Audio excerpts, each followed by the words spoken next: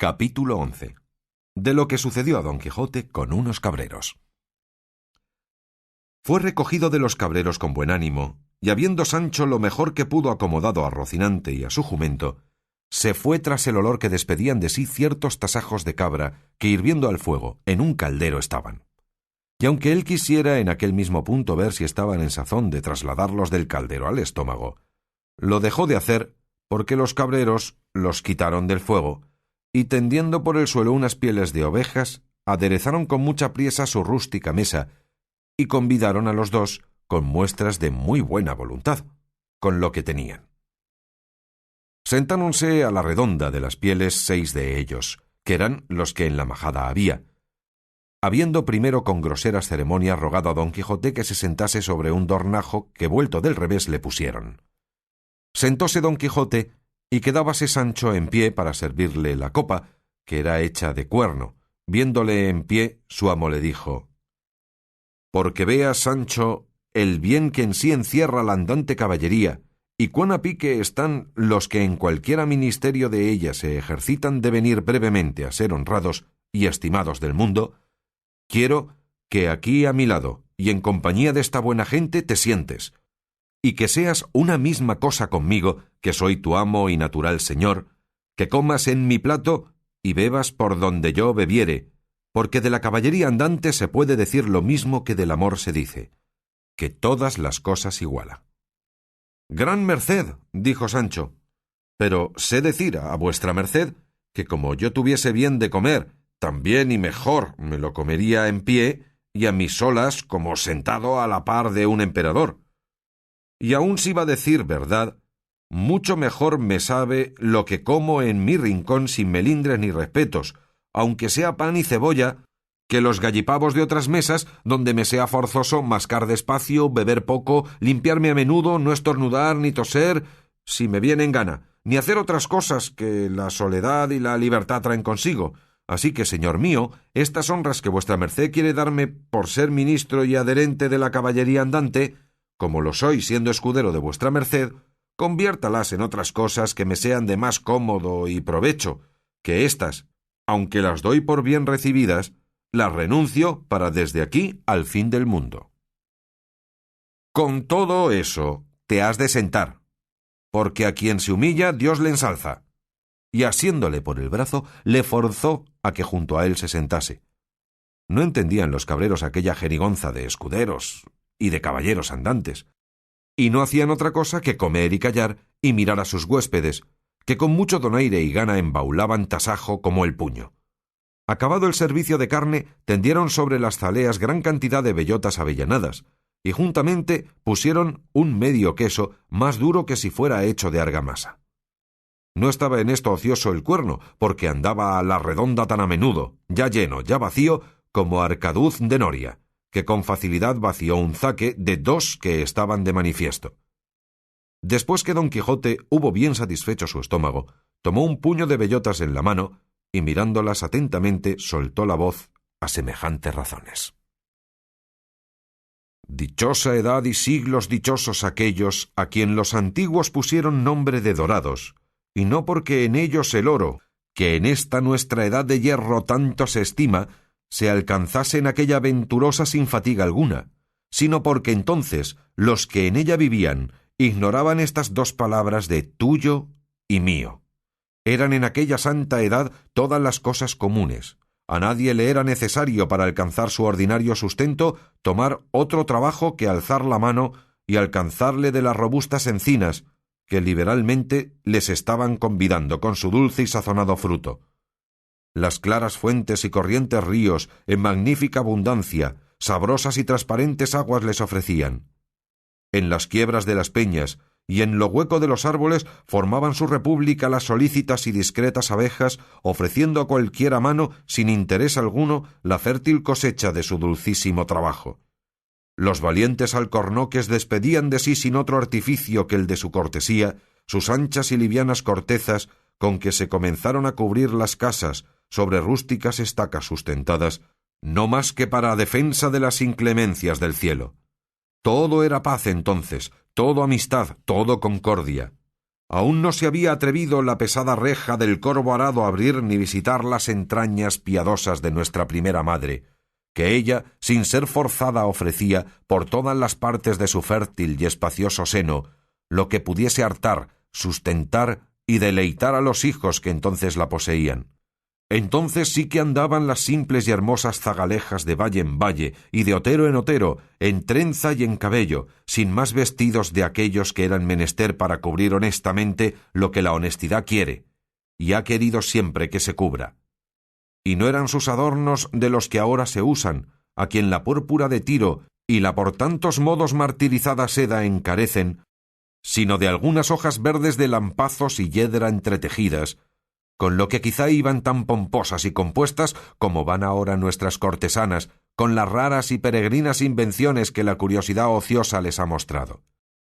Entonces se declaraban los conceptos amorosos del alma simple y sencillamente, del mismo modo y manera que ella los concebía, sin buscar artificioso rodeo de palabras para encarecerlos. No había la fraude, el engaño ni la malicia mezcládose con la verdad y llaneza. La justicia se estaba en sus propios términos, sin que la osasen turbar ni ofender los del favor y los del interese, que tanto ahora la menoscaban, turban y persiguen. La ley del encaje aún no se había sentado en el entendimiento del juez, porque entonces no había qué juzgar ni quién fuese juzgado. Las doncellas y la honestidad andaban, como tengo dicho, por donde quiera sola y señera, sin temor que la ajena desenvoltura y lascivo intento le menoscabasen, y su perdición nacía de su gusto y propia voluntad. Y ahora, en estos nuestros detestables siglos, no está segura ninguna, aunque la oculte y cierre otro nuevo laberinto como el de Creta, porque allí, por los resquicios o por el aire, con el celo de la maldita solicitud, se les entra la amorosa pestilencia y les hace dar con todo su recogimiento al traste, para cuya seguridad, andando más los tiempos y creciendo más la malicia, se instituyó la orden de los caballeros andantes para defender las doncellas, amparar las viudas y socorrer a los huérfanos y a los menesterosos. De esta orden soy yo, hermanos cabreros, a quien agradezco el gasaje y buen acogimiento que hacéis a mí y a mi escudero, que aunque por ley natural están todos los que viven obligados a favorecer a los caballeros andantes, todavía, por saber que sin saber vosotros esta obligación me acogisteis y regalasteis, es razón que con la voluntad a mí posible os agradezca la vuestra. Toda esta larga arenga, que se pudiera muy bien excusar, dijo nuestro caballero porque las bellotas que le dieron le trujeron a la memoria la edad dorada, y antojósele hacer aquel inútil razonamiento a los cabreros, que sin respondelle palabra, embobados y suspensos, le estuvieron escuchando. Sancho asimismo callaba y comía bellotas, y visitaba muy a menudo el segundo zaque que, porque se enfriase el vino, le tenían colgado de un alcornoque. Más tardó en hablar don Quijote que en acabarse la cena, al fin de la cual uno de los cabreros dijo: «Para que con más veras pueda vuestra merced decir, señor caballero andante, que le agasajamos con pronta y buena voluntad, queremos darle solaz y contento con hacer que cante un compañero nuestro que no tardará mucho en estar aquí, el cual es un zagal muy entendido y muy enamorado, y que sobre todo sabe leer y escribir y es músico de un rabel que no hay más que desear». Apenas había el cabrero acabado de decir esto, cuando llegó a sus oídos el son del rabel, y de allí a poco llegó el que le tañía, que era un mozo de hasta 22 años, de muy buena gracia. Preguntáronle sus compañeros si había cenado, y respondiendo que sí, el que había hecho los ofrecimientos le dijo: «De esta manera, Antonio, bien podrás hacernos placer de cantar un poco, porque vea este señor huésped que tenemos, que también por los montes y selvas hay quien sepa de música. Hémosle dicho tus buenas habilidades y deseamos que las muestres y nos saques verdaderos, y así te ruego por tu vida que te sientes y cantes el romance de tus amores, que te compuso el beneficiado tu tío, que en el pueblo ha parecido muy bien». «Que me place», respondió el mozo, y sin hacerse más de rogar, se sentó en el tronco de una desmochada encina y, templando su rabel, de allí a poco, con muy buena gracia, comenzó a cantar diciendo de esta manera: «Yo sé, Olaya, que me adoras, puesto que no me lo has dicho, ni aun con los ojos siquiera, mudas lenguas de amoríos. Porque sé que eres sabida, en que me quieres me afirmo, que nunca fue desdichado amor que fue conocido. Bien es verdad que tal vez, Olalla, me has dado indicio que tienes de bronce el alma y el blanco pecho de risco. Mas allá entre tus reproches y honestísimos desvíos, tal vez la esperanza muestra la orilla de su vestido. Abalánzase el señuelo, mi fe que nunca ha podido ni menguar por no llamado, ni crecer por escogido. Si el amor es cortesía de la que tienes colijo, que el fin de mis esperanzas ha de ser cual imagino. Y si son servicios parte de hacer un pecho benigno, algunos de los que he hecho fortalecen mi partido. Porque si has mirado en ello, más de una vez habrás visto que me he vestido en los lunes lo que me honraba el domingo. Como el amor y la gala andan un mismo camino, en todo tiempo a tus ojos quise mostrarme polido. Dejo el bailar por tu causa, ni las músicas te pinto, que has escuchado a deshoras y al canto del gallo primo. No cuento las alabanzas que de tu belleza he dicho, que aunque verdaderas, hacen ser yo de algunas malquisto.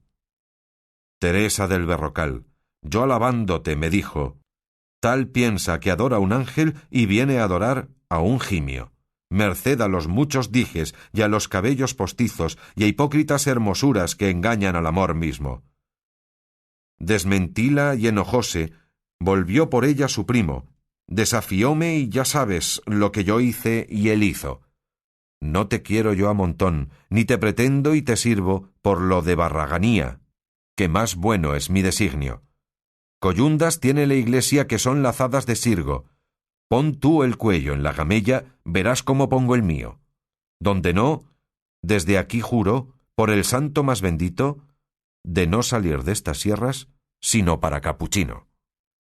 Con esto dio el cabrero fin a su canto, y aunque don Quijote le rogó que algo más cantase, no lo consintió Sancho Panza, porque estaba más para dormir que para oír canciones. Y así dijo a su amo: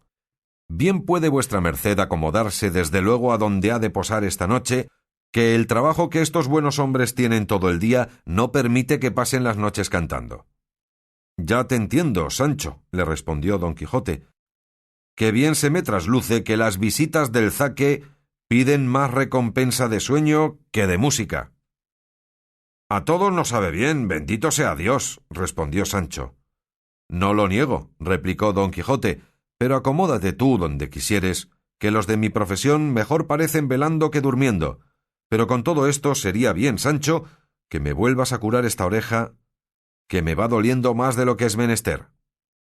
Hizo Sancho lo que se le mandaba, y viendo uno de los cabreros la herida, le dijo que no tuviese pena, que él pondría remedio con que fácilmente se sanase. Y tomando algunas hojas de romero, de mucho que por allí había, las mascó y las mezcló con un poco de sal, y aplicándoselas en la oreja, se la vendó muy bien, asegurándole que no había menester otra medicina. Y así fue, la verdad. Capítulo 12. De lo que contó un cabrero a los que estaban con don Quijote. Estando en esto, llegó otro mozo de los que les traían de la aldea el bastimento y dijo: ¿Sabéis lo que pasa en el lugar, compañeros? ¿Cómo lo podemos saber?, respondió uno de ellos. Pues sabed, prosiguió el mozo, que murió esta mañana aquel famoso pastor estudiante llamado Grisóstomo, y se murmura que ha muerto de amores de aquella endiablada moza de Marcela, la hija de Guillermo el Rico, aquella que se anda en hábito de pastora por esos andurriales. Por Marcela, dirás, dijo uno. Por esa digo, respondió el cabrero, y es lo bueno que mandó en su testamento que le enterrasen en el campo como si fuera moro, y que sea al pie de la peña donde está la fuente del Alcornoque, porque según es fama y él dicen que lo dijo, aquel lugar es donde él la vio la vez primera. Y también mandó otras cosas tales que los abades del pueblo dicen que no se han de cumplir, ni es bien que se cumplan, porque parecen de gentiles.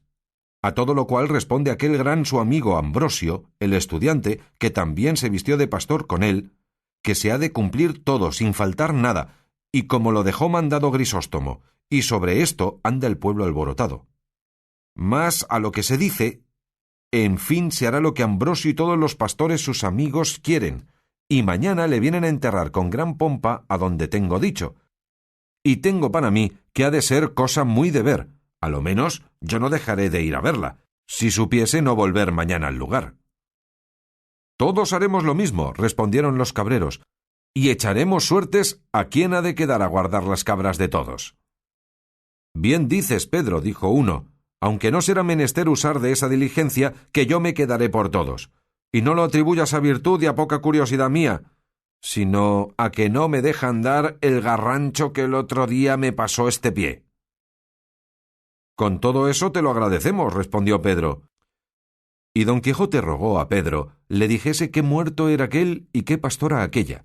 a lo cual Pedro respondió que lo que sabía era que el muerto era un hijodalgo rico, vecino de un lugar que estaba en aquellas sierras, el cual había sido estudiante muchos años en Salamanca, al cabo de los cuales había vuelto a su lugar con opinión de muy sabio y muy leído. Principalmente decían que sabía la ciencia de las estrellas y de lo que pasan allá en el cielo el sol y la luna, porque puntualmente nos decía el cris del sol y de la luna.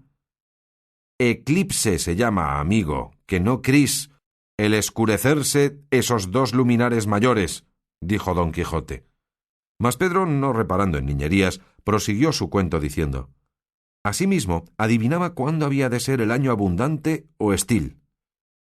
Estéril, queréis decir, amigo, dijo don Quijote. Estéril o estil, respondió Pedro, que todo se sale allá.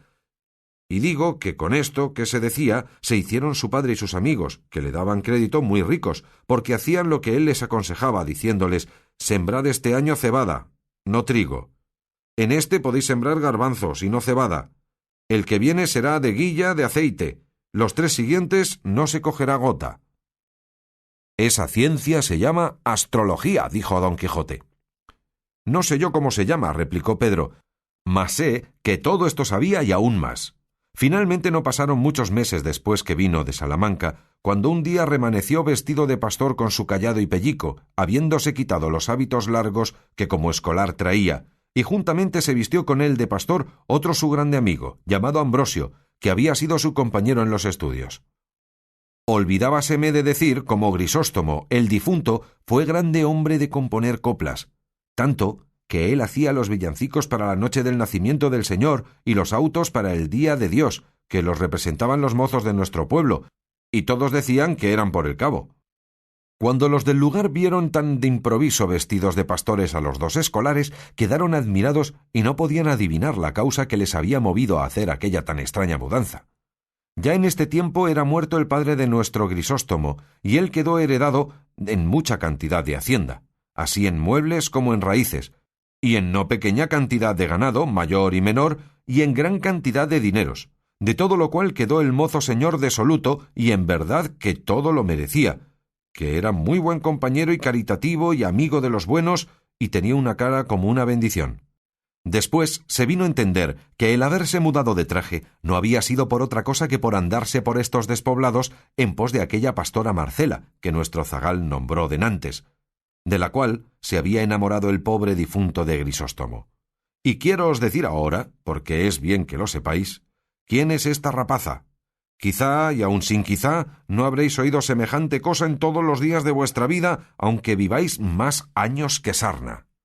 Decid sarra, replicó don Quijote, no pudiendo sufrir el trocar de los vocablos del cabrero. Harto vive la sarna, respondió Pedro, y si es, señor, que me habéis de andar zahiriendo a cada paso los vocablos, no acabaremos en un año.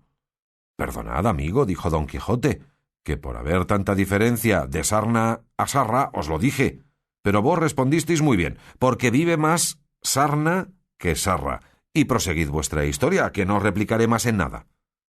Digo, pues, señor mío de mi alma, dijo el cabrero, que en nuestra aldea hubo un labrador aún más rico que el padre de Grisóstomo, el cual se llamaba Guillermo, y al cual dio Dios, amén de las muchas y grandes riquezas, una hija de cuyo parto murió su madre, que fue la más honrada mujer que hubo en todos estos contornos. No parece sino que ahora la veo con aquella cara que del un cabo tenía el sol, y del otro la luna, y sobre todo hacendosa y amiga de los pobres, por lo que creo que debe de estar su ánima a la hora de ahora gozando de Dios en el otro mundo. De pesar de la muerte de tan buena mujer, murió su marido Guillermo, dejando a su hija, Marcela, muchacha y rica, en poder de un tío suyo sacerdote y beneficiado en nuestro lugar. Creció la niña con tanta belleza que nos hacía acordar de la de su madre, que la tuvo muy grande, y con todo esto se juzgaba que le había de pasar la de la hija. Y así fue, que cuando llegó a edad de 14 a 15 años, nadie la miraba que no bendecía a Dios, que tan hermosa la había criado, y los más quedaban enamorados y perdidos por ella. Guardábala su tío con mucho recato y con mucho encerramiento, pero con todo esto, la fama de su mucha hermosura se extendió de manera que así por ella como por sus muchas riquezas, no solamente de los de nuestro pueblo, sino de los de muchas leguas a la redonda y de los mejores de ellos, era rogado, solicitado e importunado su tío se la diese por mujer. Mas él, que a las derechas es buen cristiano, aunque quisiera casarla luego, así como la había de edad, no quiso hacerlo sin su consentimiento, sin tener ojo a la ganancia y granjería que le ofrecía el tener la hacienda de la moza dilatando su casamiento. Ya fe que se dijo esto en más de un corrillo en el pueblo, en alabanza del buen sacerdote, que quiero que sepa, señor andante, que en estos lugares cortos de todo se trata y de todo se murmura, y tened para vos, como yo tengo para mí, que debía de ser demasiadamente bueno el clérigo que obliga a sus feligreses a que digan bien de él, especialmente en las aldeas. Así es la verdad, dijo don Quijote, y proseguid adelante, que el cuento es muy bueno y vos, buen Pedro, le contáis con muy buena gracia. La del señor no me falte, que es la que hace al caso, y en lo demás sabréis que, aunque el tío proponía a la sobrina y le decía las calidades de cada uno en particular, de los muchos que por mujer la pedían, rogándole que se casase y escogiese a su gusto, jamás ella respondió otra cosa, sino que por entonces no quería casarse, y que por ser tan muchacha no se sentía hábil para poder llevar la carga del matrimonio. Con estas que daba, al parecer, justas excusas, dejaba el tío de importunarla y esperaba a que entrase algo más en edad, y ella supiese escoger compañía a su gusto, porque decía él, y decía muy bien, que no habían de dar los padres a sus hijos estado contra su voluntad. Pero hételo aquí, cuando no me cato, que remanece un día la melindrosa Marcela hecha pastora, y sin ser parte su tío ni todos los del pueblo que se lo desaconsejaban, dio en irse al campo con las demás zagalas del lugar, y dio en guardar su mismo ganado. Y así como ella salió en público y su hermosura se vio al descubierto, no os sabré buenamente decir cuántos ricos mancebos, hidalgos y labradores han tomado el traje de Grisóstomo y la andan requebrando por esos campos. Uno de los cuales, como ya está dicho, fue nuestro difunto, del cual decían que la dejaba de querer y la adoraba. Y no se piense que porque Marcela se puso en aquella libertad y vida tan suelta y de tan poco o de ningún recogimiento, que por eso ha dado indicio ni por semejas que venga en menoscabo de su honestidad y recato. Antes es tanta y tal la vigilancia con que mira por su honra, que de cuantos la sirven y solicitan, ninguno se ha alabado, ni con verdad se podrá alabar, que le haya dado alguna pequeña esperanza de alcanzar su deseo. Que puesto que no huye ni se esquiva de la compañía y conversación de los pastores, y los trata cortés y amigablemente, en llegando a descubrirle su intención, cualquiera de ellos, aunque sea tan justa y santa como la del matrimonio, los arroja de sí como con un trabuco. Y con esta manera de condición hace más daño en esta tierra que si por ella entrara la pestilencia, porque su afabilidad y hermosura atrae los corazones de los que la tratan a servirla y amarla, pero su desdén y desengaño los conduce a términos de desesperarse, y así no saben qué decirle, sino llamarla a voces cruel y desagradecida, con otros títulos a este semejantes que bien la calidad de su condición manifiestan. Y si aquí estuviese de señor, algún día veríades resonar estas sierras y estos valles con los lamentos de los desengañados que la siguen. No está muy lejos de aquí un sitio donde hay casi 2 docenas de altas hayas,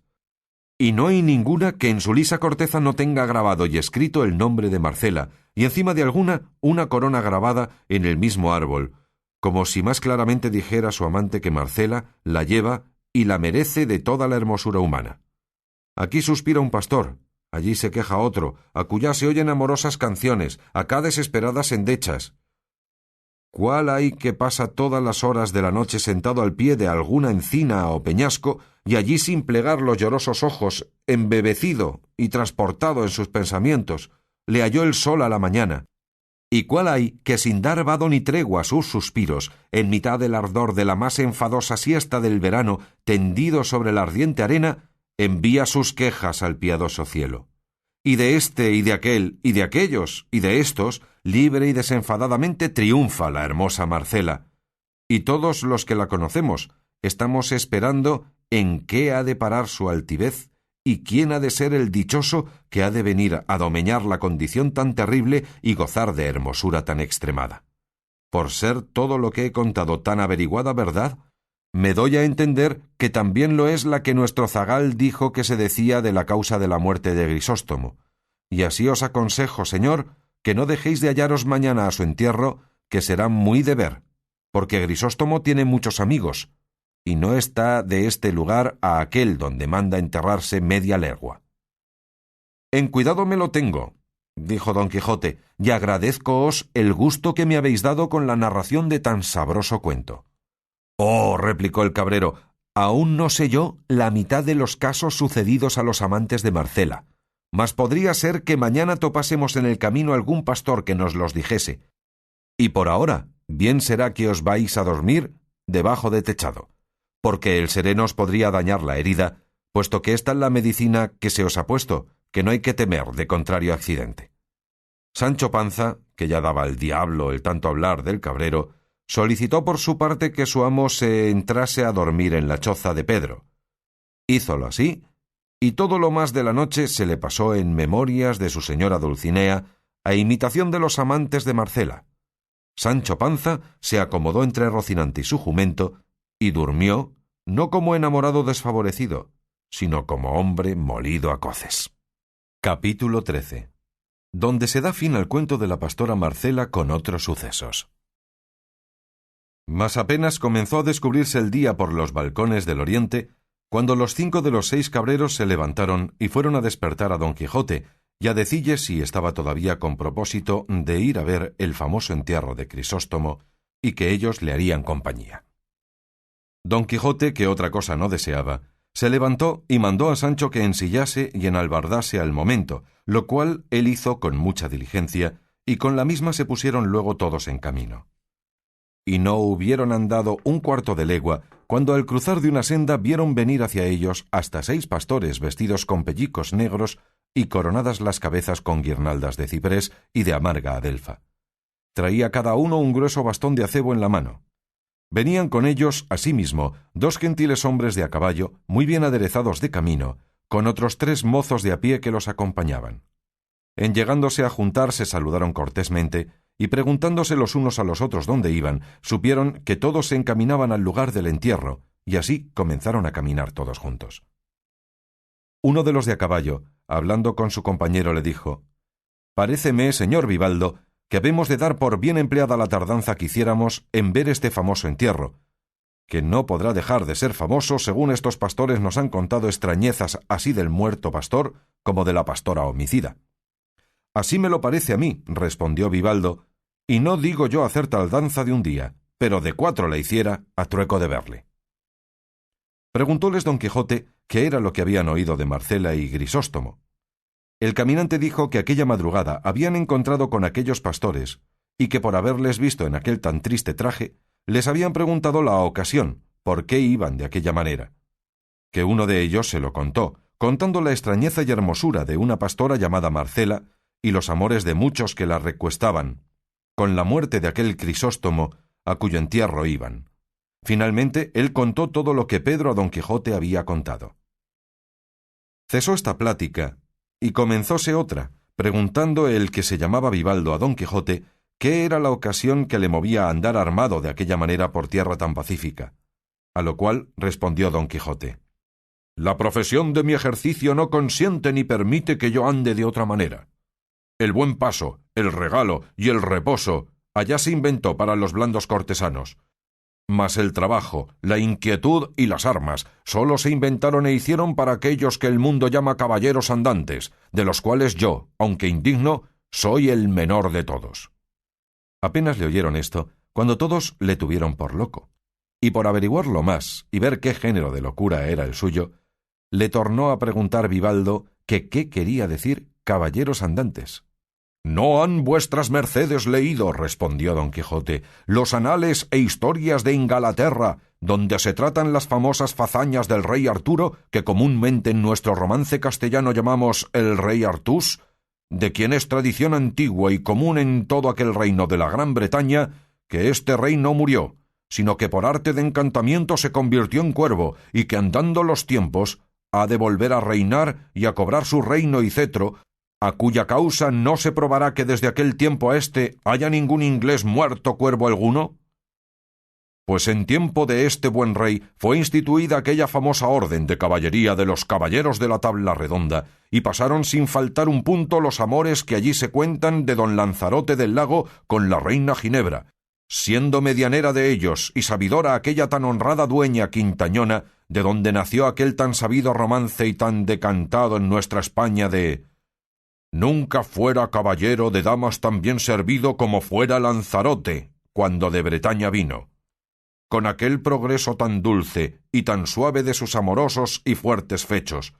pues desde entonces, de mano en mano, fue aquella orden de caballería extendiéndose y dilatándose por muchas y diversas partes del mundo, y en ella fueron famosos y conocidos por sus fechos el valiente Amadís de Gaula, con todos sus hijos y nietos, hasta la quinta generación, y el valeroso Félix Marte de Hircania, y el nunca como se debe alabado Tirante el Blanco, y casi que en nuestros días vimos y comunicamos y oímos al invencible y valeroso caballero don Belianís de Grecia. Esto, pues, señores, es ser caballero andante. Y la que he dicho es la orden de su caballería, en la cual, como otra vez he dicho, yo, aunque pecador, he hecho profesión, y lo mismo que profesaron los caballeros referidos, profeso yo. Y así me voy por estas soledades y despoblados buscando las aventuras, con ánimo deliberado de ofrecer mi brazo y mi persona a la más peligrosa que la suerte me depare en ayuda de los flacos y menesterosos». Por estas razones que dijo, acabaron de enterarse los caminantes que era don Quijote falto de juicio y del género de locura que lo señoreaba, de lo cual recibieron la misma admiración que recibían todos aquellos que de nuevo venían en conocimiento de ella. Y Vivaldo, que era persona muy discreta y de alegre condición, por pasar sin pesadumbre el poco camino que decían que les faltaba, al llegar a la Sierra del Entierro quiso darle ocasión a que pasase más adelante con sus disparates, y así le dijo: «Paréceme, señor caballero andante, que vuestra merced ha profesado una de las más estrechas profesiones que hay en la tierra, y tengo para mí que aun la de los frailes cartujos no es tan estrecha». «Tan estrecha bien podía ser», respondió nuestro don Quijote, «pero tan necesaria en el mundo no estoy en 2 dedos de ponello en duda, porque si va a decir verdad, no hace menos el soldado que pone en ejecución lo que su capitán le manda que el mismo capitán que se lo ordena. Quiero decir que los religiosos, con toda paz y sosiego, piden al cielo el bien de la tierra, pero los soldados y caballeros ponemos en ejecución lo que ellos piden, defendiéndola con el valor de nuestros brazos y filos de nuestras espadas, no debajo de cubierta, sino al cielo abierto, puestos por blanco de los insufribles rayos del sol en el verano y de los erizados hielos del invierno. Así que somos ministros de Dios en la tierra y brazos por quien se ejecuta en ella su justicia. Y como las cosas de la guerra y las a ellas tocantes y concernientes no se pueden poner en ejecución, sino sudando, afanando y trabajando, síguese que aquellos que la profesan tienen sin duda mayor trabajo que aquellos que en sosegada paz y reposo están rogando a Dios favorezca a los que poco pueden. No quiero yo decir, ni me pasa por pensamiento, que es tan buen estado el de caballero andante como el de encerrado religioso. Solo quiero inferir, por lo que yo padezco, que sin duda es más trabajoso y más aporreado, y más hambriento y sediento, miserable, roto y piojoso, porque no hay duda, sino que los caballeros andantes pasados pasaron mucha mala aventura en el discurso de su vida, y si algunos subieron a ser emperadores por el valor de su brazo, a fe que les costó buen porqué de su sangre y de su sudor, y que si a los que tal grado subieron les faltaran encantadores y sabios que los ayudaran, que ellos quedaran bien defraudados de sus deseos y bien engañados de sus esperanzas. «De ese parecer estoy yo», replicó el caminante, «pero una cosa entre otras muchas me parece muy mal de los caballeros andantes, y es que, cuando se ven en ocasión de acometer una grande y peligrosa aventura, en que se ve manifiesto peligro de perder la vida, nunca en aquel instante de acometella se acuerdan de encomendarse a Dios como cada cristiano está obligado a hacer en peligros semejantes. Antes se encomiendan a sus damas con tanta gana y devoción como si ellas fueran su Dios, cosa que me parece que huele algo a gentilidad. «Señor», respondió don Quijote, «eso no puede ser menos en ninguna manera, y caería en mal caso el caballero andante que otra cosa hiciese, que ya está en uso y costumbre en la caballería andantesca, que el caballero andante que al acometer algún gran fecho de armas tuviese su señora delante, vuelva a ella los ojos blanda y amorosamente, como que le pide con ellos le favorezca y ampare en el dudoso trance que acomete. Y aun si nadie le oye, está obligado a decir algunas palabras entre dientes en que de todo corazón se le encomiende, y de esto tenemos innumerables ejemplos en las historias. Y no se ha de entender por esto que han de dejar de encomendarse a Dios, que tiempo y lugar les queda para hacerlo en el discurso de la obra». «Con todo eso», replicó el caminante, «me queda un escrúpulo, y es que muchas veces he leído que se traban palabras entre dos andantes caballeros, y de una en otra se les viene a encender la cólera y a volver los caballos y tomar una buena pieza del campo, y luego, sin más ni más, a todo el correr de ellos se vuelven a encontrar, y en mitad de la corrida se encomiendan a sus damas, y lo que suele suceder del encuentro es que el uno cae por las ancas del caballo pasado con la lanza del contrario de parte a parte, y al otro le viene también que, a no tenerse a las crines del suyo, no pudiera dejar de venir al suelo. Y no sé yo cómo el muerto tuvo lugar para encomendarse a Dios en el discurso de esta tan acelerada obra. Mejor fuera que las palabras que en la carrera gastó encomendándose a su dama, las gastara en lo que debía y estaba obligado como cristiano. Cuanto más que yo tengo para mí que no todos los caballeros andantes tienen damas a quien encomendarse, porque no todos son enamorados». «Eso no puede ser», respondió don Quijote. «Digo que no puede ser que haya caballero andante sin dama, porque tan propio y tan natural les es a los tales ser enamorados como al cielo tener estrellas, y a buen seguro que no se haya visto historia donde se halle caballero andante sin amores, y por el mismo caso que estuviese sin ellos, no sería tenido por legítimo caballero, sino por bastardo, y que entró en la fortaleza de la caballería dicha, no por la puerta, sino por las bardas, como salteador y ladrón». «Con todo eso», dijo el caminante, «me parece, si mal no me acuerdo, haber leído que don Galaor, hermano del valeroso Amadís de Gaula, nunca tuvo dama señalada a quien pudiese encomendarse, y con todo esto no fue tenido en menos y fue muy valiente y famoso caballero». A lo cual respondió nuestro don Quijote: «Señor, una golondrina sola no hace verano. Cuanto más que yo sé que de secreto estaba ese caballero muy bien enamorado. Fuera que aquello de querer a todas bien cuantas bien le parecían era condición natural, a quien no podía ir a la mano. Pero en resolución, averiguado está muy bien que él tenía una sola a quien él había hecho señora de su voluntad, a la cual se encomendaba muy a menudo y muy secretamente, porque se preció de secreto caballero». «Luego, si es de esencia que todo caballero andante haya de ser enamorado», dijo el caminante, «bien se puede creer que vuestra merced lo es, pues es de la profesión. Y si es que vuestra merced no se precia de ser tan secreto como don Galaor, con las veras que puedo le suplico, en nombre de toda esta compañía y en el mío, nos diga el nombre, patria, calidad y hermosura de su dama, que ella se tendría por dichosa de que todo el mundo sepa que es querida y servida de un tal caballero como vuestra merced parece». Aquí dio un gran suspiro don Quijote y dijo: «Yo no podré afirmar si la dulce mi enemiga gusta o no de que el mundo sepa que yo la sirvo.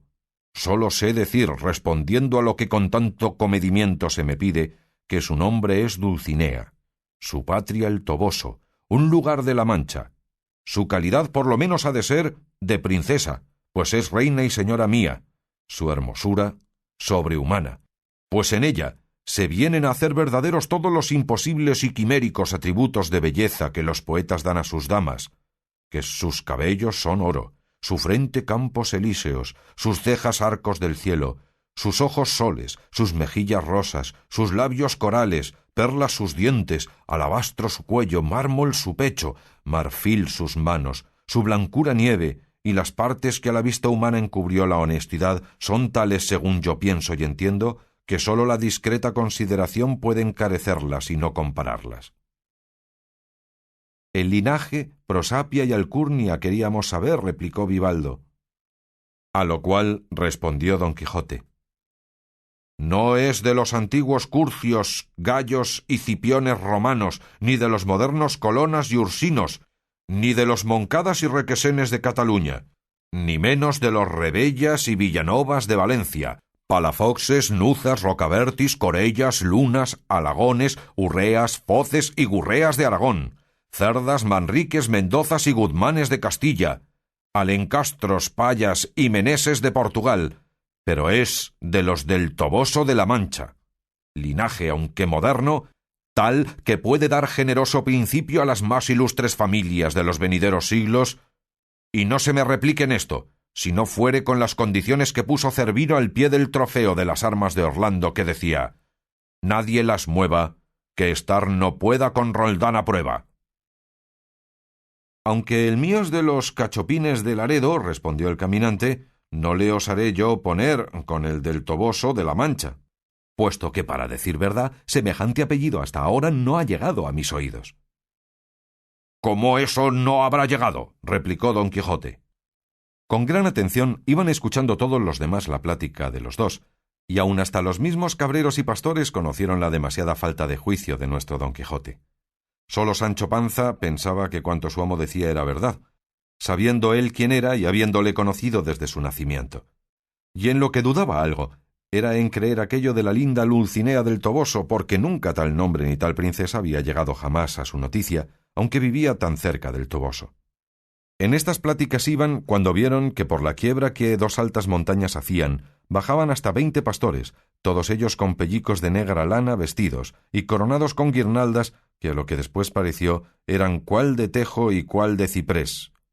Entre 6 de ellos traían unas andas, cubiertas de mucha diversidad de flores y de ramos, lo cual, visto por uno de los cabreros, dijo: aquellos que allí vienen son los que traen el cuerpo de Grisóstomo, y el pie de aquella montaña es el lugar donde él mandó que le enterrasen. Por esto se dieron priesa a llegar, y fue a tiempo que ya los que venían habían puesto las andas en el suelo, y 4 de ellos, con agudos picos, estaban cavando la sepultura a un lado de una dura peña. Recibiéronse los unos y los otros cortésmente, y luego Don Quijote y los que con él venían se pusieron a mirar las andas, y en ellas vieron cubierto de flores un cuerpo muerto, vestido como pastor, de edad al parecer de 30 años, y aunque muerto, mostraba que vivo había sido de rostro hermoso y de disposición gallarda. Alrededor de él tenía en las mismas andas algunos libros y muchos papeles abiertos y cerrados. Y así los que esto miraban como los que abrían la sepultura, y todos los demás que allí había, guardaban un maravilloso silencio, hasta que uno de los que al muerto trujeron dijo a otro: mira bien, Ambrosio, si este es el lugar que Grisóstomo dijo, ya que queréis que tan puntualmente se cumpla lo que dejó mandado en su testamento. Este es, respondió Ambrosio, que muchas veces en él me contó mi desdichado amigo la historia de su desventura. Allí me dijo él que vio la vez primera a aquella enemiga mortal del linaje humano, y allí fue también donde la primera vez le declaró su pensamiento tan honesto como enamorado, y allí fue la última vez donde Marcela le acabó de desengañar y desdeñar, de suerte que puso fin a la tragedia de su miserable vida, y aquí, en memoria de tantas desdichas, quiso él que le depositasen en las entrañas del eterno olvido. Y volviéndose a Don Quijote y a los caminantes, prosiguió diciendo: ese cuerpo, señores, que con piadosos ojos estáis mirando, fue depositario de un alma en quien el cielo puso infinita parte de sus riquezas. Ese es el cuerpo de Grisóstomo, que fue único en el ingenio, solo en la cortesía, extremo en la gentileza, fénix en la amistad, magnífico sin tasa, grave sin presunción, alegre sin bajeza, y finalmente, primero en todo lo que es ser bueno, y segundo, en todo lo que fue ser desdichado. Quiso bien, fue aborrecido. Adoró, fue desdeñado. Rogó una fiera, importunó a un mármol. Corrió tras el viento, dio voces a la soledad. Sirvió la ingratitud, de quien alcanzó por premio ser despojos de la muerte en la mitad de la carrera de su vida, a la cual dio fin una pastora, a quien él procuraba eternizar para que viviera en la memoria de las gentes, cual lo pudieran mostrar bien esos papeles que estáis mirando, si él no me hubiera mandado que los entregara al fuego en habiendo enterrado su cuerpo a la tierra. De mayor rigor y crueldad usaréis vos con ellos, dijo Vivaldo, que su mismo dueño, pues no es justo ni acertado que se cumpla la voluntad de quien lo que ordena va fuera de todo razonable discurso, y no le tuviera bueno Augusto César si consintiera que se pusiera en ejecución lo que el divino Mantuano dejó en su testamento mandado. Así que, señor Ambrosio, ya que deis el cuerpo de vuestro amigo a la tierra, no queráis dar sus escritos al olvido, que si él ordenó como agraviado, no es bien que vos cumpláis como indiscreto. Antes haced dando la vida a estos papeles, que la tenga siempre la crueldad de Marcela, para que sirva de ejemplo en los tiempos que están por venir a los vivientes, para que se aparten y huyan de caer en semejantes despeñaderos. Que ya sé yo, y los que aquí venimos, la historia de este vuestro enamorado y desesperado amigo, y sabemos la amistad vuestra y la ocasión de su muerte, y lo que dejó mandado al acabar de la vida, de la cual lamentable historia se puede sacar cuánto haya sido la crueldad de Marcela, el amor de Grisóstomo, la fe de la amistad vuestra, con el paradero que tienen los que a rienda suelta corren por la senda que el desvariado amor delante de los ojos les pone. Anoche supimos la muerte de Grisóstomo y que en este lugar había de ser enterrado, y así, de curiosidad y de lástima, dejamos nuestro derecho viaje y acordamos de venir a ver con los ojos lo que tanto nos había lastimado en oíllo. Y en pago de esta lástima y del deseo que en nosotros nació de remedialla si pudiéramos, te rogamos, oh discreto Ambrosio, a lo menos yo te lo suplico de mi parte, que dejando de abrasar estos papeles me dejes llevar algunos de ellos. Y sin aguardar que el pastor respondiese, alargó la mano y tomó algunos de los que más cerca estaban, viendo lo cual Ambrosio dijo: «Por cortesía consentiré que os quedéis, señor, con los que ya habéis tomado, pero pensar que dejaré de abrasar los que quedan es pensamiento vano». Vivaldo, que deseaba ver lo que los papeles decían, abrió luego uno de ellos y vio que tenía por título «Canción desesperada». Oyólo Ambrosio y dijo: «Ese es el último papel que escribió el desdichado, y porque veáis, señor, en el término que le tenían sus desventuras, leedle de forma que seáis oído, que bien os dará lugar a ello el que se tardare en abrir la sepultura». «Eso haré yo de muy buena gana», dijo Vivaldo. Y como todos los circunstantes tenían el mismo deseo, se le pusieron a la redonda y él, leyendo en voz clara, vio que así decía. Capítulo 14, donde se ponen los versos desesperados del difunto pastor con otros no esperados sucesos. Canción de Grisóstomo. Ya que quieres, cruel, que se publique de lengua en lengua y de una en otra gente del áspero rigor tuyo la fuerza, haré que el mismo infierno comunique al triste pecho mío un son doliente con que el uso común de mi voz tuerza. Y al par de mi deseo que se esfuerza a decir mi dolor y tus hazañas, de la espantable voz irá el acento y en él mezcladas por mayor tormento pedazos de las míseras entrañas. Escucha, pues, y presta atento oído, no al concertado son, sino al ruido que de lo hondo de mi amargo pecho, llevado de un forzoso desvarío por gusto mío, sale y tu despecho.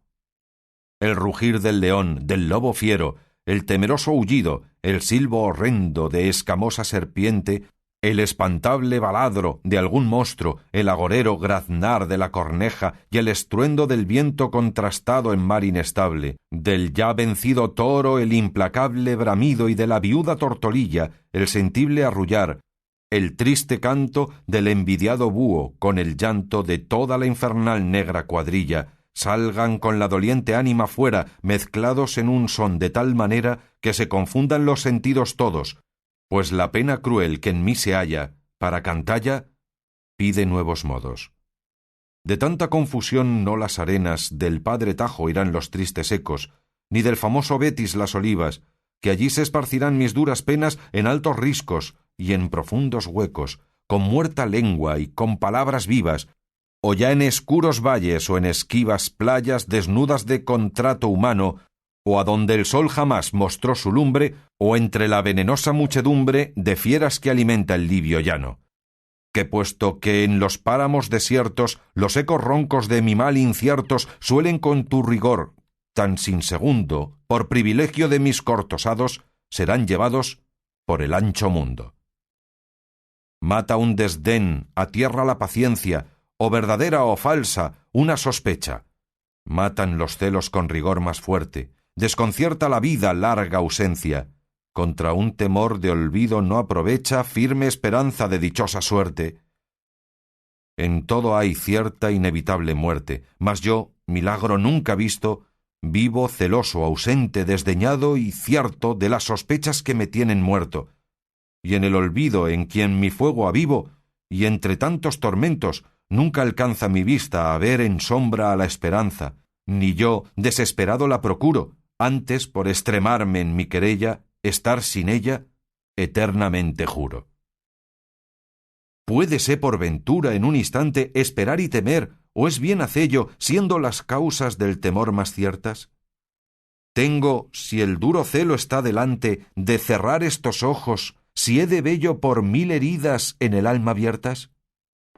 ¿Quién no abrirá de par en par las puertas a la desconfianza, cuando mira descubierto el desdén y las sospechas, oh amarga conversión, verdades hechas, y la limpia verdad vuelta en mentira? Oh, en el reino de amor, fieros tiranos celos, ponedme un hierro en estas manos, dame desdén una torcida soga, mas ay de mí, que con cruel victoria vuestra memoria el sufrimiento ahoga. Yo muero, en fin, y porque nunca espere buen suceso en la muerte ni en la vida, pertinaz estaré en mi fantasía. Diré que va acertado el que bien quiere, y que es más libre el alma más rendida a la de amor, antigua tiranía. Diré que la enemiga siempre mía, hermosa el alma como el cuerpo tiene, y que su olvido de mi culpa nace, y que en fe de los males que nos hace, amor su imperio en justa paz mantiene. Y con esta opinión y un duro lazo, acelerando el miserable plazo a quien han conducido sus desdenes, ofreceré a los vientos cuerpo y alma, sin lauro o palma, de futuros bienes. Tú, que con tantas sinrazones muestras la razón que me fuerza a que la haga a la cansada vida que aborrezco, pues ya ves que te da notorias muestras esta del corazón profunda llaga, de cómo alegre a tu rigor me ofrezco, si por dicha conoces que merezco que el cielo claro de tus bellos ojos en mi muerte se turbe, no lo hagas, que no quiero que en nada satisfagas al darte de mi alma los despojos. Antes con risa en la ocasión funesta descubre que el fin mío fue tu fiesta. Mas gran simpleza es avisarte de esto, pues sé que está tu gloria conocida, que en mi vida llegue al fin tan presto. Venga, que es tiempo ya, del hondo abismo, tántalo con su sed, Sísifo venga con el peso terrible de su canto.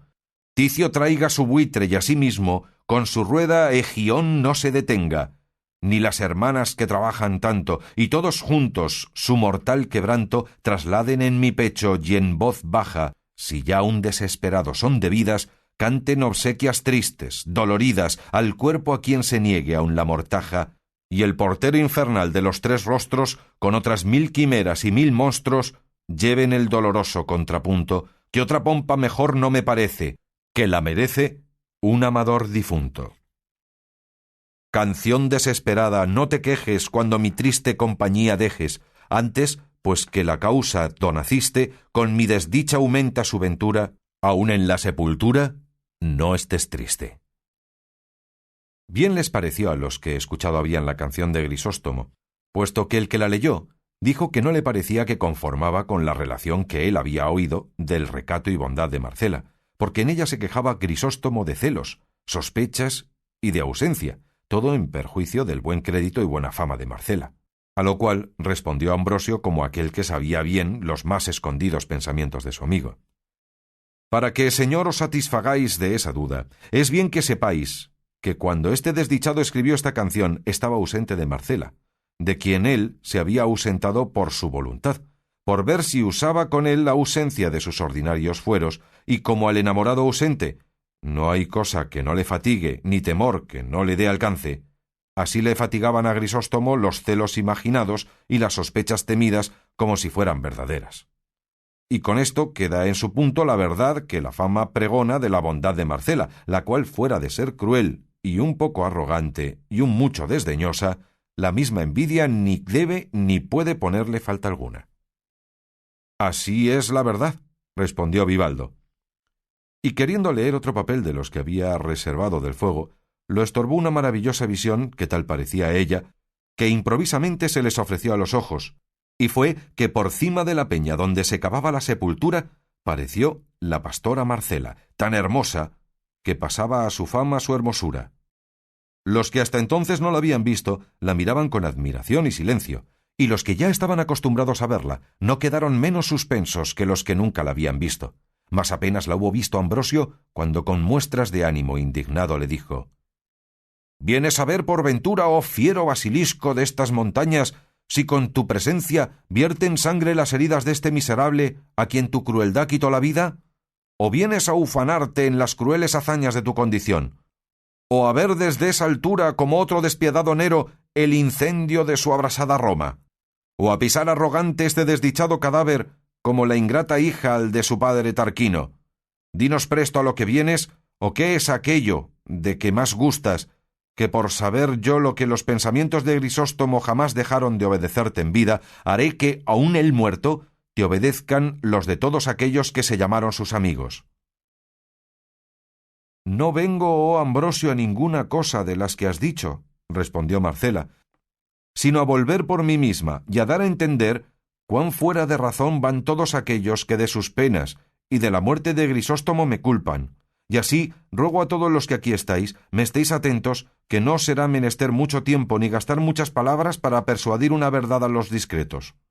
Hízome el cielo, según vosotros decís, hermosa, y de tal manera que sin ser poderosos a otra cosa, a que me améis os mueve mi hermosura, y por el amor que me mostráis decís, y aun queréis, que esté yo obligada a amaros.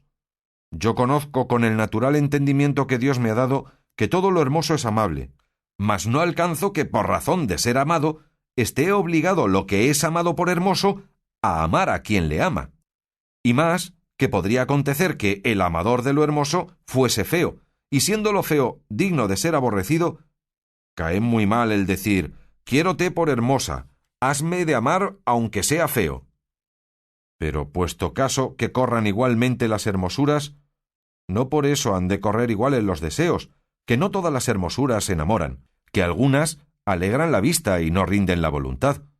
que si todas las bellezas enamorasen y rindiesen, sería un andar las voluntades confusas y descaminadas sin saber en cuál habían de parar, porque siendo infinitos los sujetos hermosos, infinitos habían de ser los deseos. Y según yo he oído decir, el verdadero amor no se divide, y ha de ser voluntario y no forzoso. Siendo esto así, como yo creo que lo es, ¿por qué queréis que rinda mi voluntad por fuerza, obligada no más de que decís que me queréis bien? Si no, decidme, si como el cielo me hizo hermosa me hiciera fea, ¿fuera justo que me quejara de vosotros porque no me amábades? Cuanto más que habéis de considerar que yo no escogí la hermosura que tengo, que tal cual es el cielo me la dio de gracia sin yo pedilla ni escogella. Y así como la víbora no merece ser culpada por la ponzoña que tiene, puesto que con ella mata, por habérsela dado naturaleza, tampoco yo merezco ser reprendida por ser hermosa, que la hermosura en la mujer honesta es como el fuego apartado o como la espada aguda, que ni él quema ni ella corta a quien ellos no se acerca. La honra y las virtudes son adornos del alma, sin las cuales el cuerpo, aunque lo sea, no debe de parecer hermoso. Pues si la honestidad es una de las virtudes que al cuerpo y al alma más adornan y hermosean, ¿por qué la ha de perder la que es amada por hermosa, por corresponder a la intención de aquel que, por solo su gusto, con todas sus fuerzas e industrias procura que la pierda? Yo nací libre, y para poder vivir libre, escogí la soledad de los campos. Los árboles de estas montañas son mi compañía, las claras aguas de estos arroyos mis espejos. Con los árboles y con las aguas comunico mis pensamientos y hermosura. Fuego soy apartado y espada puesta lejos. A los que he enamorado con la vista he desengañado con las palabras. Y si los deseos se sustentan con esperanzas, no habiendo yo dado alguna a Grisóstomo ni a otro alguno, el fin de ninguno de ellos, bien se puede decir que antes le mató su porfía que mi crueldad. Y si se me hace cargo que eran honestos sus pensamientos y que por esto estaba obligada a corresponder a ellos, digo que cuando en ese mismo lugar donde ahora se cava su sepultura me descubrió la bondad de su intención, le dije yo que la mía era vivir en perpetua soledad, y de que sola la tierra gozase el fruto de mi recogimiento y los despojos de mi hermosura. Y si él, con todo este desengaño, quiso porfiar contra la esperanza y navegar contra el viento, qué mucho que se anegase en la mitad del golfo de su desatino. Si yo lo entretuviera, fuera falsa; si le contentara, hiciera contra mi mejor intención y prosupuesto. Porfió desengañado, desesperó sin ser aborrecido. Mirad ahora si será razón que de su pena se me dé a mí la culpa.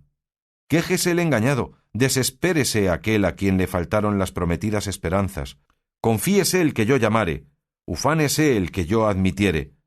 pero no me llame cruel ni homicida aquel a quien yo no prometo, engaño, llamo ni admito. El cielo, aún hasta ahora, no ha querido que yo ame por destino, y el pensar que tengo de amar por elección es excusado. Este general desengaño sirva a cada uno de los que me solicitan de su particular provecho, y entiéndase de aquí adelante que si alguno por mí muriere, no muere de celoso ni desdichado, porque quien a nadie quiere a ninguno debe dar celos, que los desengaños no se han de tomar en cuenta de desdenes. El que me llama fiera y basilisco, déjeme como cosa perjudicial y mala. El que me llama ingrata no me sirva. El que desconocida no me conozca. Quien cruel no me siga. Que esta fiera, este basilisco, esta ingrata, esta cruel y esta desconocida ni los buscará, servirá, conocerá ni seguirá en ninguna manera. Que si a Grisóstomo mató su impaciencia y arrojado deseo, ¿por qué se ha de culpar mi honesto proceder y recato?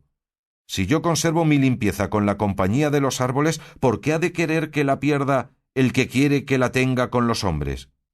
Yo, como sabéis, tengo riquezas propias, y no codicio las ajenas. Tengo libre condición, y no gusto de sujetarme. Ni quiero ni aborrezco a nadie, no engaño a éste ni solicito a aquel. Ni burlo con uno ni me entretengo con el otro. La conversación honesta de las zagalas de estas aldeas y el cuidado de mis cabras me entretiene. Tienen mis deseos por término estas montañas, y si de aquí salen, es a contemplar la hermosura del cielo, pasos con que camina el alma a su morada primera. Y en diciendo esto, sin querer oír respuesta alguna, volvió las espaldas y se entró por lo más cerrado de un monte que allí cerca estaba, dejando admirados tanto de su discreción como de su hermosura a todos los que allí estaban. Y algunos dieron muestras de aquellos que de la poderosa flecha de los rayos de sus bellos ojos estaban heridos, de quererla seguir, sin aprovecharse del manifiesto desengaño que habían oído, lo cual, visto por Don Quijote, pareciéndole que allí venía bien usar de su caballería, socorriendo a las doncellas menesterosas, puesta la mano en el puño de su espada, en altas e inteligibles voces, dijo: «Ninguna persona, de cualquier estado y condición que sea, se atreva a seguir a la hermosa Marcela so pena de caer en la furiosa indignación mía. Ella ha mostrado con claras y suficientes razones la poca o ninguna culpa que ha tenido en la muerte de Grisóstomo y cuán ajena vive de condescender con los deseos de ninguno de sus amantes, a cuya causa es justo que en lugar de ser seguida y perseguida, sea honrada y estimada de todos los buenos del mundo, pues muestra que en él ella es sola la que con tan honesta intención vive». O ya que fuese por las amenazas de Don Quijote, o porque Ambrosio les dijo que concluyesen con lo que a su buen amigo debían, ninguno de los pastores se movió ni apartó de allí, hasta que, acabada la sepultura y abrasados los papeles de Grisóstomo, pusieron su cuerpo en ella, no sin muchas lágrimas de los circunstantes. Cerraron la sepultura con una gruesa peña, en tanto que se acababa una losa, que, según Ambrosio dijo, pensaban mandar hacer con un epitafio que había de decir de esta manera: «Yace aquí de un amador el mísero cuerpo helado, que fue pastor de ganado, perdido por desamor. Murió a manos del rigor de una esquiva hermosa ingrata, con quien su imperio dilata la tiranía de amor». Luego esparcieron por la cima de la sepultura muchas flores y ramos, y dando todos el pésame a su amigo Ambrosio, se despidieron de él. Lo mismo hicieron Vivaldo y su compañero, y Don Quijote se despidió de sus huéspedes y de los caminantes, los cuales le rogaron se viniese con ellos a Sevilla, por ser lugar tan acomodado a hallar aventuras, que en cada calle y tras cada esquina se ofrecen más que en otro alguno. Don Quijote les agradeció el aviso y el ánimo que mostraban de hacerle merced, y dijo que por entonces no quería ni debía ir a Sevilla hasta que hubiese despejado todas aquellas sierras de ladrones malandrines, de quien era fama que todas estaban llenas. Viendo su buena determinación, no quisieron los caminantes importunarle más, sino tornándose a despedir de nuevo, le dejaron y prosiguieron su camino, en el cual no les faltó de qué tratar, así de la historia de Marcela y Grisóstomo, como de las locuras de Don Quijote, el cual determinó de ir a buscar a la pastora Marcela y ofrecerle todo lo que él podía en su servicio. Mas no le avino como él pensaba, según se cuenta en el discurso de esta verdadera historia, dando aquí fin la segunda parte. Capítulo 15, donde se cuenta la desgraciada aventura que se topó Don Quijote en topar con unos desalmados yangüeses. Cuenta el sabio Cide Hamete Benengeli que así como Don Quijote se despidió de sus huéspedes y de todos los que se hallaron al entierro del pastor Grisóstomo, él y su escudero se entraron por el mismo bosque donde vieron que se había entrado la pastora Marcela, y habiendo andado más de 2 horas por él buscándola por todas partes sin poder hallarla, vinieron a parar a un prado lleno de fresca hierba, junto del cual corría un arroyo apacible y fresco, tanto que convidó y forzó a pasar allí las horas de la siesta que rigurosamente comenzaba ya a entrar. Apeáronse Don Quijote y Sancho, y dejando el jumento y a Rocinante a sus anchuras pa' hacer de la mucha hierba que allí había, dieron saco a las alforjas y sin ceremonia alguna, en buena paz y compañía, amo y mozo comieron lo que en ellas hallaron. No se había curado Sancho de echar sueltas a Rocinante, seguro de que le conocía por tan manso y tan poco rijoso que todas las yeguas de la dehesa de Córdoba no le hicieran tomar un mal siniestro. Ordenó pues la suerte y el diablo, que no todas veces duerme, que andaban por aquel valle paciendo una manada de hacas galicianas, de unos arrieros yangüeses, de los cuales es costumbre sestear con su recua en lugares y sitios de hierba y agua, y aquel donde acertó a hallarse Don Quijote era muy a propósito de los yangüeses. Sucedió, pues, que a Rocinante le vino en deseo de refocilarse con las señoras facas, y saliendo, así como las olió de su natural paso y costumbre, sin pedir licencia a su dueño, tomó un trotico algo picadillo y se fue a comunicar su necesidad con ellas. Mas ellas, que a lo que pareció debían de tener más gana de pacer que de al, recibiéronle con las herraduras y con los dientes, de tal manera que a poco espacio se le rompieron las cinchas y quedó sin silla en pelota. Pero lo que él debió más de sentir fue que, viendo los arrieros la fuerza que a sus yeguas se les hacía, acudieron con estacas y tantos palos le dieron que le derribaron mal parado en el suelo. Ya en esto Don Quijote y Sancho, que la paliza de Rocinante habían visto, llegaban y jadeando, y dijo Don Quijote a Sancho: «A lo que yo veo, amigo Sancho, estos no son caballeros, sino gente soez y de baja ralea. Dígolo porque bien me puedes ayudar a tomar la debida venganza del agravio que delante de nuestros ojos se le ha hecho a Rocinante». «¿Qué diablos de venganza hemos de tomar?», respondió Sancho, «si estos son más de 20 y nosotros no más de 2, y aun quizá nosotros sino 1 y medio». «Yo valgo por 100», replicó Don Quijote, y sin hacer más discursos echó mano a su espada y arremetió a los yangüeses, y lo mismo hizo Sancho Panza, incitado y movido del ejemplo de su amo, y a las primeras dio Don Quijote una cuchillada a uno que le abrió un sayo de cuero de que venía vestido con gran parte de la espalda. Los yangüeses, que se vieron maltratar de aquellos 2 hombres solos, siendo ellos tantos, acudieron a sus estacas y cogiendo a los 2 en medio, comenzaron a menudear sobre ellos con grande ahínco y vehemencia. Verdad es que al segundo toque dieron con Sancho en el suelo, y lo mismo le avino a Don Quijote, sin que le valiese su destreza y buen ánimo, y quiso su ventura que viniese a caer a los pies de Rocinante, que aún no se había levantado, donde se echa de ver la furia con que machacan estacas puestas en manos rústicas y enojadas. Viendo pues los yangüeses el mal recado que habían hecho, con la mayor presteza que pudieron cargaron su recua y siguieron su camino, dejando a los 2 aventureros de mala traza y de peor talante. El primero que se resintió fue Sancho Panza, y hallándose junto a su señor con voz enferma y lastimada dijo: «Señor Don Quijote, señor Don Quijote». «¿Qué quieres, Sancho hermano?», respondió Don Quijote con el mismo tono afeminado y doliente que Sancho. «Querría, si fuese posible», respondió Sancho Panza, «que vuestra merced me diese 2 tragos de aquella bebida del feo Blas, Si es que la tiene vuestra merced ahí a mano, quizás será de provecho para los quebrantamientos de huesos como lo es para las feridas. Pues a tenella yo aquí, desgraciado yo, ¿qué nos faltaba? Respondió don Quijote. Mas yo te juro, Sancho Panza, que a fe de caballero andante, que antes que pasen 2 días y la fortuna no ordena otra cosa, la tengo de tener en mi poder, o mal me han de andar las manos. Pues, ¿en cuántos le parece a vuestra merced que podremos mover los pies? Replicó Sancho Panza. De mí sé decir, dijo el molido caballero don Quijote, que no sabré poner término a esos días. Mas yo me tengo la culpa de todo, que no había de poner mano a la espada contra hombres que no fuesen armados caballeros como yo,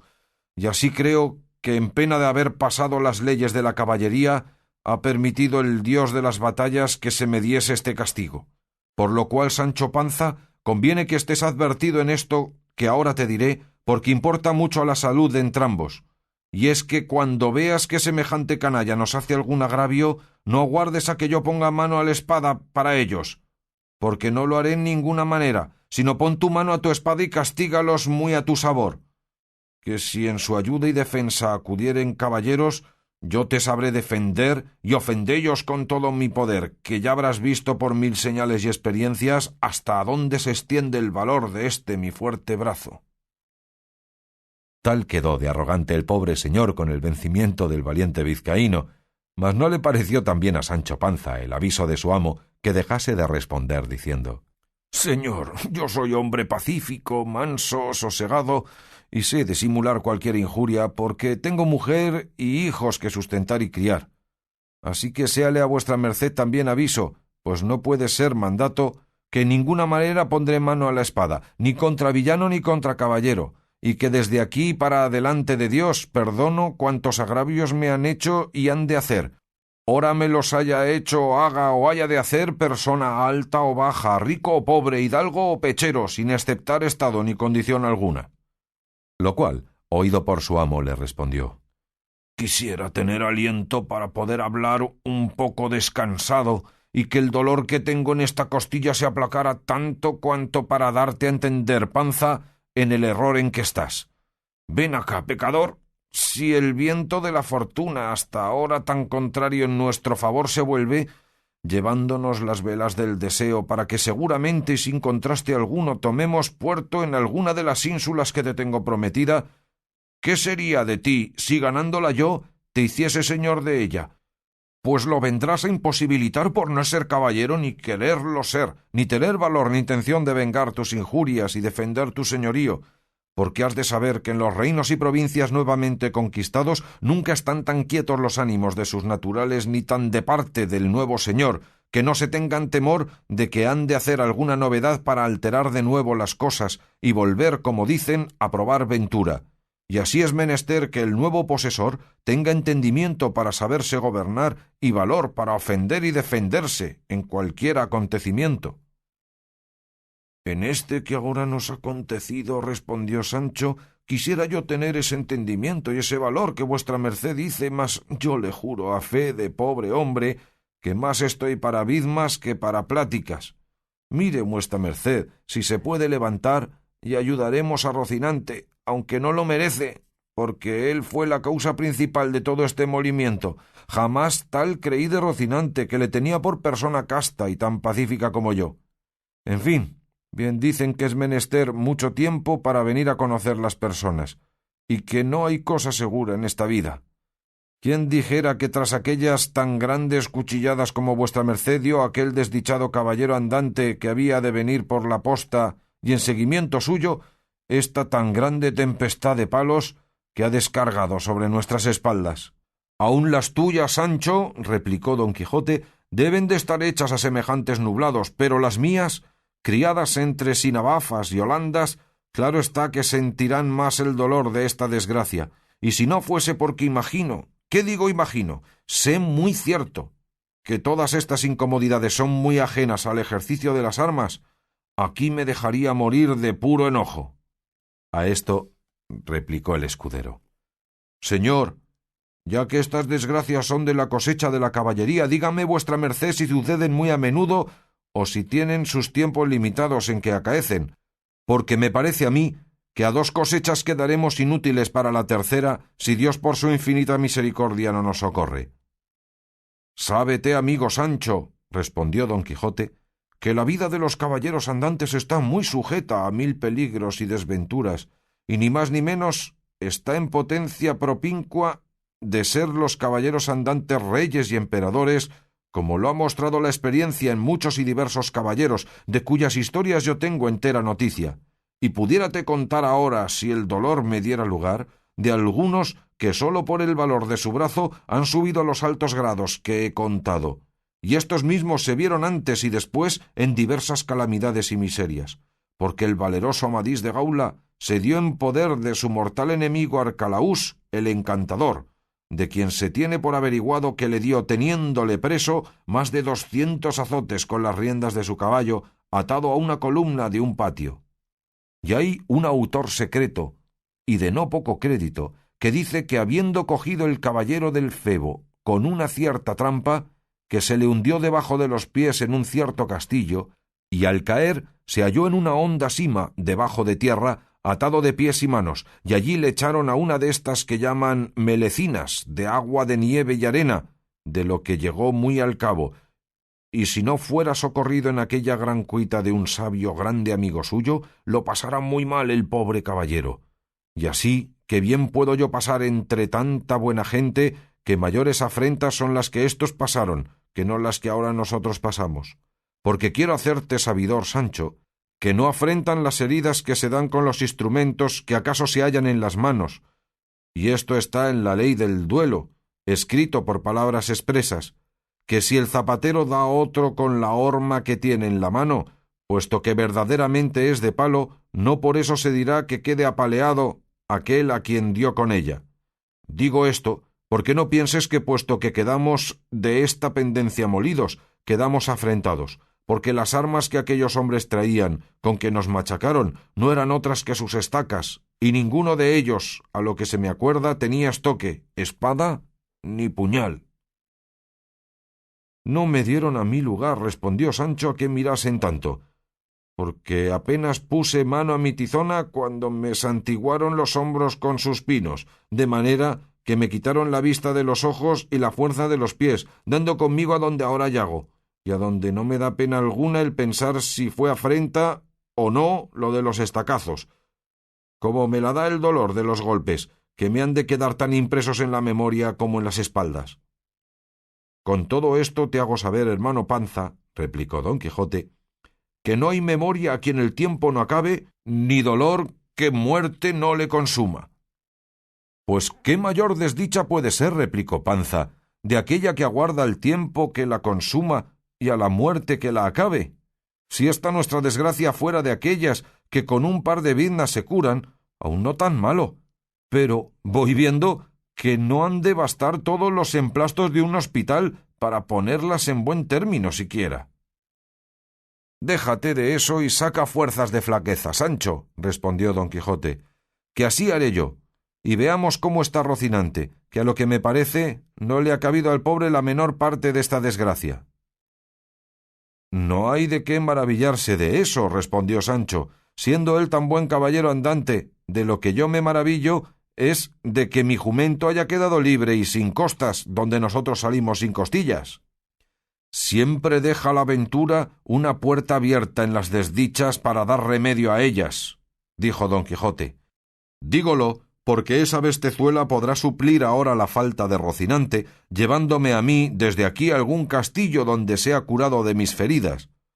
Y más que no tendré a deshonra a tal caballería, porque me acuerdo haber leído que aquel buen viejo Sileno, ayo y pedagogo del alegre dios de la risa, cuando entró en la ciudad de las 100 puertas, iba muy a su placer caballero sobre un muy hermoso asno.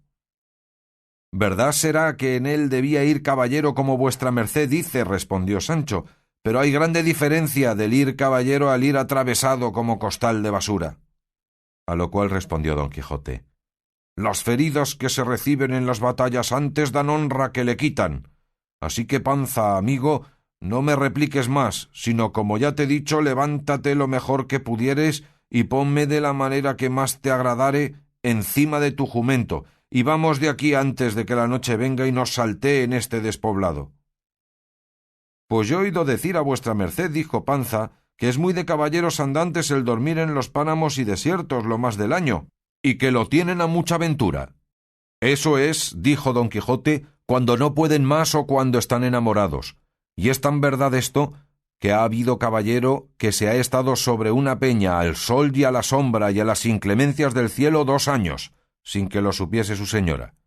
Y uno de estos fue Amadís, cuando llamándose Beltenebros se alojó en la peña pobre. Ni sé si 8 años o 8 meses, que no estoy muy bien en la cuenta. Basta que él estuvo allí haciendo penitencia, por no sé qué sinsabor que le hizo la señora Oriana. Pero dejemos ya esto, Sancho, y acaba antes que suceda otra desgracia al jumento como a Rocinante. Aún ahí sería el diablo, dijo Sancho. Y despidiendo 30 ayes y 60 suspiros y 120 pésetes y reniegos de quien allí le había traído, se levantó quedándose agobiado en la mitad del camino, como arco turquesco, sin poder acabar de enderezarse. Y con todo este trabajo aparejó su asno, que también había andado algo distraído con la demasiada libertad de aquel día. Levantó luego a Rocinante, el cual, si tuviera lengua con que quejarse, a buen seguro que Sancho ni su amo no le fueran en zaga. En resolución, Sancho acomodó a don Quijote sobre el asno y puso de reata a Rocinante, y llevando al asno de cabestro, se encaminó poco más o menos hacia donde le pareció que podía estar el camino real. Y la suerte, que sus cosas de bien en mejor iba guiando, aún no hubo andado una pequeña legua, cuando le deparó el camino, en el cual descubrió una venta que, a pesar suyo y gusto de don Quijote, había de ser castillo. Porfiaba Sancho que era venta, y su amo que no, sino castillo, y tanto duró la porfía que tuvieron lugar, sin acabarla, de llegar a ella, en la cual Sancho se entró sin más averiguación, con toda su recua.